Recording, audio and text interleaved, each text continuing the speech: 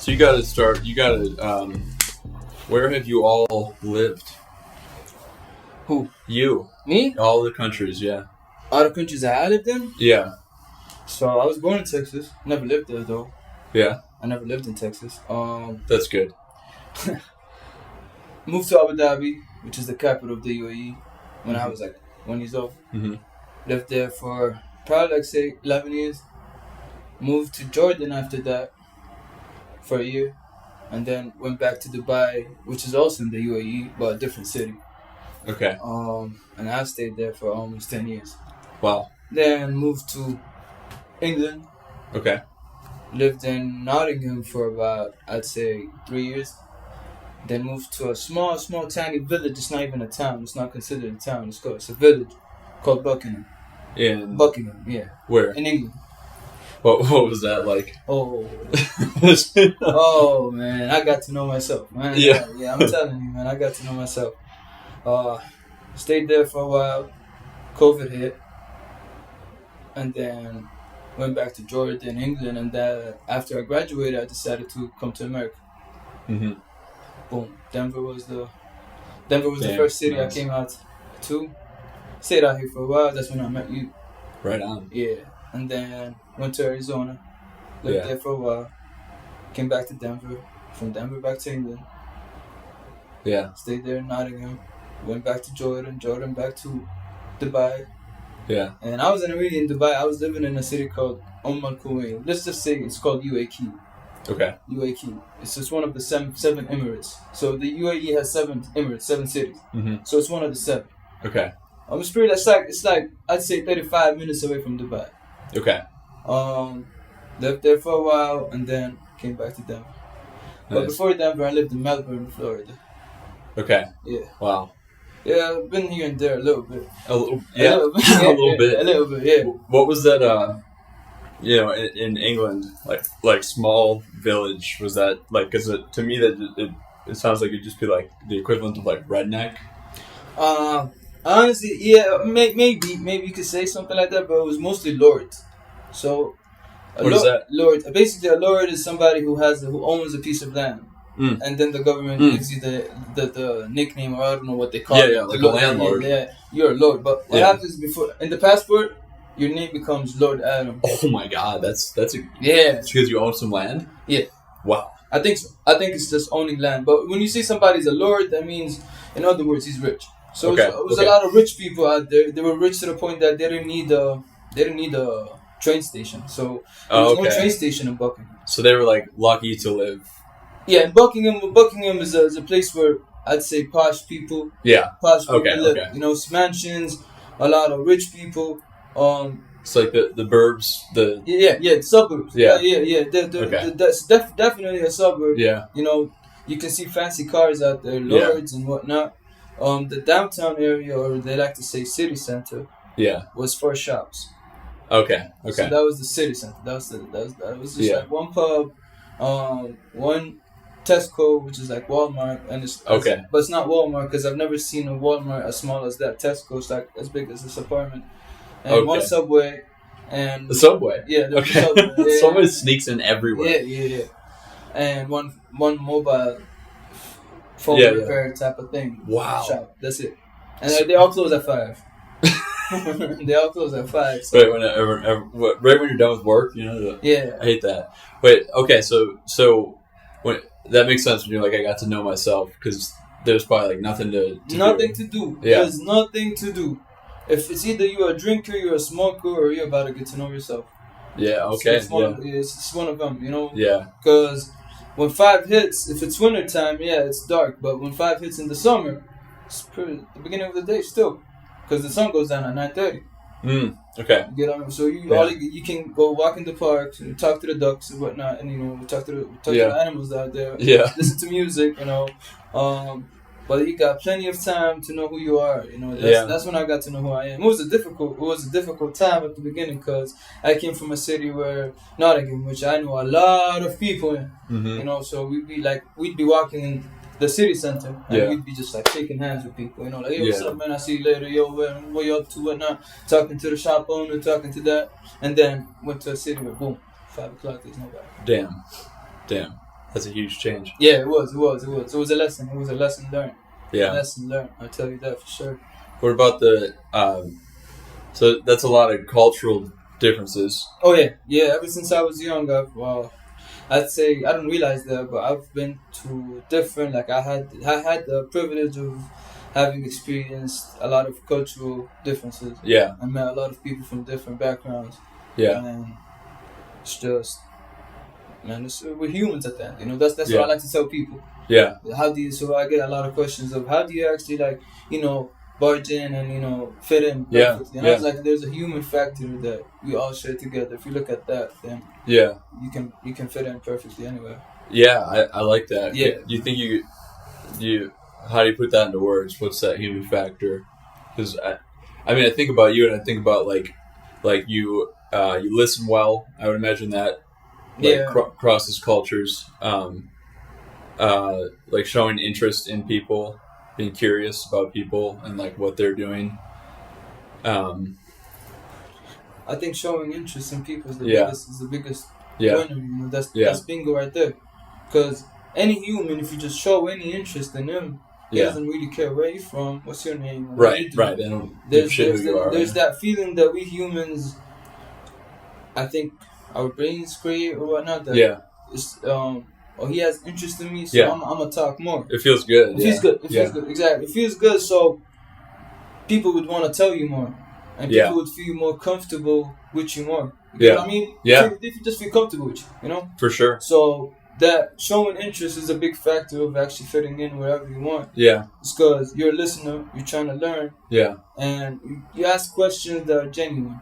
Yeah. Not like questions are like, hey man, where can I find the hottest chick out here? Where can I find the best bar? It's like, yeah man, what do you guys do on this day? Or how is it like on this day? And then you're just using the right words. You growing up out here because you just showed them that you are the person to be asked this question. Yeah, it's like show them respect. Yeah, respect. Obviously, man, you gotta show respect. Yeah, and just be you. That's the number one thing, I guess. Be you. Yeah, I like that a lot because it's like, so not only does operating like that like allow you to be a chameleon a little bit and fit into different cultures, but like it goes right back to sales too. It's, if you want to be good at sales, like that's the ideal way to operate, is like being curious, asking genuine questions, and making people feel good. Definitely. And like, it's kind of like, when can you put somebody up on a pedestal a little bit to make them feel maybe like proud of who they are? Or You just show the value in them, and if you show the value in them to them, that you see it. There's sometimes people don't see it. Yeah. Sometimes when people don't see the value that they have, and once you just grab that value, show it to them, it in words, and just say it out loud, they'll feel good about it. They open up, and they trust you, and they trust you. That's it. See, man, trust is about comfort. When you feel you can never trust somebody you don't feel comfortable towards. Or let's say it's difficult. It's difficult for you to trust somebody very much so you don't feel comfortable with, right? Yeah. So comfort, you gotta make them feel that you are genuinely out here just to get to know them. Yeah. Nothing more, nothing less. Yeah. You're human, I'm human too. Yeah. And there is more than one factor that we share together. Yeah, I like that, yeah. You get what I mean? Yeah, I like that last part a lot too. Like, there's a factor that we share together. There's something that we can embrace together. Yeah. Something that we both know about. Something that we can bond over. Yeah, 100%. Yeah. So I guess that's one of the reasons why I just got to a point where, for me, man, I don't really care no more. Like where am I? What city? Which culture? I don't see it. Yeah. Oh, that's awesome. Yeah, it's true, man. It's true. Sometimes you want to be stable, right? But man, there's a lot to see. True. A lot to know. True. Yeah. Sometimes I get caught in being a homebody. Yeah. And it's like it's one of those where it's Newton's whatever law, where it's like an object in motion stays in motion until an equal or opposite force pushes back on it. It's like the same way with people. Like, if you are in motion, you're getting up, you're doing your shit, you're active. Like, it becomes a habit, and you start continually doing that. But an object that is not in motion, there needs to be a force that puts it into motion or it won't move. Yeah. And it's a good analogy for like if you don't make yourself do something that you don't want to do, like you're never gonna move. No, definitely, man. I can tell you, man, sometimes you gotta do some things that you don't believe that are gonna happen. Yeah. And I always say that you gotta mix belief with everything, right? But there are some things that are, if you just try doing it, you know, just go up and do it. It doesn't need belief. Just do it. Yeah. It's gonna happen, you know? Yeah. All it takes is you doing it. Yeah. You know? Yep. Some other things it needs belief. You know, so that's what I believe in, like the law of attraction, you know? Yeah. And some things, and you know, thinking about belief is that the human mind, if you always repeat something and the same result comes out, is going to believe that the same result is going to come out. Yeah. And that's where you got to break that habit. Yeah. And I think that's when sales comes in, and you got to wake up and know that this phone call that I'm just going to pick up right now, this is a sale. Yeah. Yeah. So you do the same stuff, you're going to get the same results. Yeah. Absolutely. But you got to believe that, let's say you're doing the best and you're trying to learn from your mistakes and you're still not getting the sale, right? You're still not getting the deal. You still got to believe that the next phone call is the deal. Yeah. No, like, what's tomorrow? Do you know what day tomorrow is? July 1st. Are you sure? No. You're not sure? No. Pretty sure. Pretty sure? Yeah. How, like, on a certainty of like 100%, how sure are you that tomorrow is July 1st? 98. Yeah. That's how sure you should be when you're about to pick up that phone that's going to be a deal. Real talk. You know, that, you know, there's a little percentage that it might not be a deal. Sure. You know, it's just automatic. Yeah. Automatic, you know, like, it's a deal. Didn't happen, okay, forget about it. I think that when you gotta believe too is like when you're doing something and the action, you're not gonna see the result immediately. Oh no.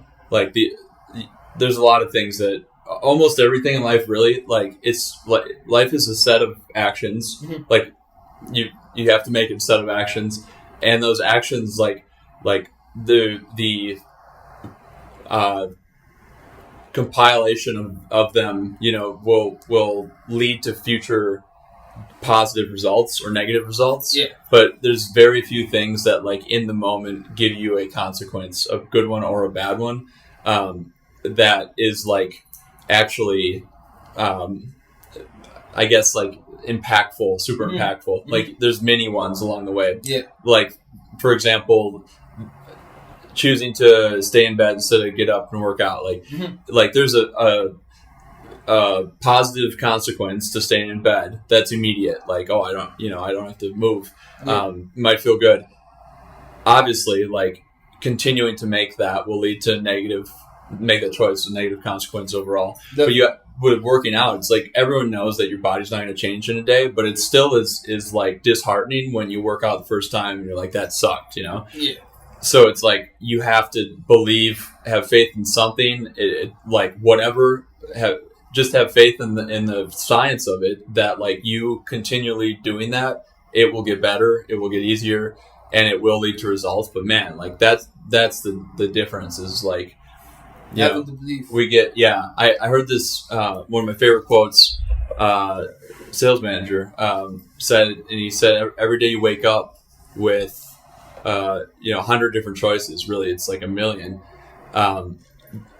You have to pick which 10 choices that day are going to be the most impactful in your life. Yep. Because you got the world's your oyster every day, you know, in a sense. Mm-hmm. And, definitely.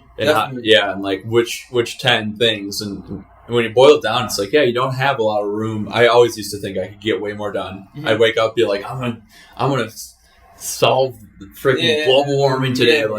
Like no, it doesn't work that way. It's just like one little baby step each day forward. Definitely. Some days. Definitely. I still feel like that some days. Yeah, totally. I feel like, I haven't done enough, or I could do more. And what I realized is that, you know, sometimes if you do a couple of things efficiently, you know, just do them right. It's way better than doing 10 things unorganized and thinking that you finished them things. Because, you know, deep down, you know yourself that you haven't done any of them right. Yeah. You haven't finished them fully. So, but going back to the point of you actually believing of the small steps you gotta take to see the big result later, I think patience plays a key role in this. Patience, with yourself. Yeah. You just be patient. I think right now in the world we live in, man. It's like there's no patience. Yeah, it's like I don't think people have patience. Right. It's like put out a podcast episode, hope that it goes viral. Like, no, it's not how. Like, we see that stuff happen, or it appears that way. The amount of times it's actually happening is... It appears that way. It appears that way. You never know how long it actually... some people don't see the story behind or how many times they tried. Or they just posted that podcast. Yeah, you just see the one exactly. You just see the one that has the success with it. But do you know what happened before? Do you know how many times they tried? Then we don't see that. Right. We don't see that. And people just want urgent, I think, pleasure. Yeah, I think that's the word. I don't know if I use the right word. Yeah, but pleasure. Yeah, there's an urgency to gain pleasure. Everything right now. Yeah, everything right now. Immediate right now. satisfaction. Yeah, and I just gotta remind myself. This is for me. This is something that I learned. Like I gotta remind myself. Yeah. That not everything happens right now. Yeah. Not everything and everything happens at the right time. If you're doing the right thing. Yeah. And if you deep down, and I always say deep down because you're the only one who knows if you're doing the right thing or not, because there's that voice in you. Oh, yeah. There's that voice in you saying, you did it, no, yes. They say yes or no, it's good or bad, and then if you want to go into like psychology, then comes depression, anxious, that goes into the bad, and then happy and whatnot, excited, that goes to the happy part, right? Yeah. But if you go, like, actually want to divide it, it's good or bad, that's the thing. So if you do have a good feeling that you did what you did, and that's it, it's gonna happen. Something bigger is gonna happen than you think, because that's how it works. But urgency, doesn't. It doesn't, fast. I want, let's say, money fast. I want love fast. I want to find my partner fast. I wanna do this fast and whatnot. Yeah. You're not actually enjoying the moment. Yeah. Nothing that's gonna become a long-term good is going to start with a short-term. Oh no. It's like long-term consistency, long-term input leads to long-term output. Oh, exactly. 100%. That's because the long-term input you learn a lot. Yeah. Right. Because like, for instance, for somebody who's trying to, I want to talk about, let's say, money. For somebody who's trying to, I want to be a millionaire. That's the dream, right? Well, what are you gonna do with them? What are you gonna do with millions if you don't take that long input and learning how to deal with the money before you actually have it? Yeah. Because I could tell you for sure, there's a big percentage of people right now. If you give them that amount, it's gone in like a month. Yeah, it's gone, or they don't know what to do with it. Or, okay, they got the money. What now? Yeah. So the long input procedures needed. For you to actually know what to do with, because when the long output comes, you're gonna trust the process. 100%. And figure out a way to, like, the process isn't always glorious, but you got to figure out some way to enjoy it. Oh yeah. Because at the end of the day, like, that's what life is a process. It's a process. Like everything. It's a process, and man, there's a big question that people. If you ask somebody, I asked myself that question for a long time. I didn't know the answer was. What do you want? Where you going? What do you want from this life? If you ask somebody what you want, and he's like, money. Money is not the answer. Money, you can get money. Yeah. But what you want after money? Right. What's your end goal? Yeah. People be staring. People be staring at you. They don't know they don't know the answer. Mm-hmm. They have no answer for that, and that's when they just start thinking. Yeah. What do I want? I personally thought I wanted money. But it turns out it's not money. Mm-hmm. And I personally thought, I wanted money, and that's it. Yeah. And then I thought about it. Okay, let's say the money came out. Yeah. What's next? Yeah. Right. So you got, I think it's got to be bigger than that. Oh yeah. Oh yeah. Money's it's like asking, like, I don't think it's an answer. Because money's not a fact. It's I forget which psychologist or whatever back in the day, or more like. What's the I can't remember the field, but it was like a lot of people, like, money is a means to an end. Yeah. Like, it's you want to look for an end in itself, something that's like not once you get money, like, it is like, then what? Yeah. Like, because it's just nothing changes. It's just like your bank account's different. Yeah. Something like what sort of that doesn't gain. You don't leave an impact if you get a bunch of money. Like you can do something with it, but there's no impact. Right. You got to do something that has impact. Oh, like, definitely. Yeah. I think that if you can have like that vision, in your head of what am I, where am I heading? Yeah. Like, where am I going? You know? Money's gonna come. Yeah. It's like there's a saying. I don't know. I forgot who said it. A car is made for you to go from point A to point B. To point B, right? Yeah. But it consumes fuel while doing that. Yeah. They never made the car for it to consume fuel. That was not the end goal of the car. Right. The car is for you to take you from point A to point B. Yeah. But it consumes fuel during that time. Yeah. And if you do have a vision for yourself, like an end goal, the money's gonna come. Yeah. Money's coming. Yeah, yeah. Don't worry about the money. Money's gonna come. Yeah. But what are you doing? Like, what's your goal? Yeah. What's your passion? What are you trying to fix? What are you trying to help? What are you trying to innovate? And what? Like, I don't care what industry it is. I don't care what it is. Like, nothing. Yeah. If you got an end goal, don't worry about the money. Yeah. Because you're doing something that you want to do. Yeah. You're thinking. You're growing. Somebody's gonna. You'll be really good at it. Exactly. Exactly. Plus, you're gonna be happy. Yeah. Once you're happy and once you're enjoying the moment. Yeah. Lord, you're gonna see a lot of blessings. Right? Yeah. Lord, you're gonna see. You're come gonna flying. be like, one after the other. One after. Yep. So, just know where you're heading. Know what you want, and then money. Because if you think about money, there's a lot of ways to get money. Yeah. There's a lot of ways. You go crazy. Yeah. Yeah, you go crazy just to get the money. Yeah. You know what I'm saying? And morals change. Yeah. If you think morals don't change, trust me, they'll change. Oh yeah. Your morals will change just for the fact that I want the money. But what happens after you get the money? Well, what did you do? Mm-hmm. So that's what I tell everybody. What you're trying to do. Deep down, some people they know they're trying to get the money or they want to reach some spot just for the show. Yeah. I'm a CEO or I run this or I do that. It's not gonna work out, man. No. Intentions speak louder. Yeah. Once you get into stuff, you realize like every industry, every job, it's like you gotta.